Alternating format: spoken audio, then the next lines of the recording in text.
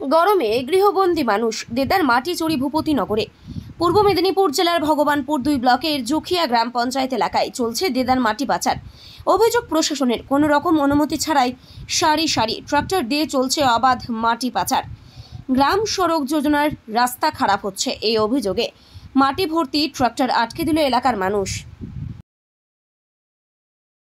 এই রাস্তার উপর দিয়ে দিনের পর দিন এইভাবে এই ট্রাক্টরে করে মাটি বিভিন্ন জায়গা থেকে খাল, ইরিগেশন এবং মাঠ থেকে মাটি কেটে এগুলোকে এনারা কিছু তৃণমূল নেতাদের মদতে এবং এলাকায় যিনারা প্রশাসনিক দায়িত্বে আছেন ওনাদের মদতে এই সমস্ত কাজ, অবৈধ কাজ দিনের পর দিন এই রাস্তার উপর দিয়ে মাটি চোরাচালানের কারবার চলছে।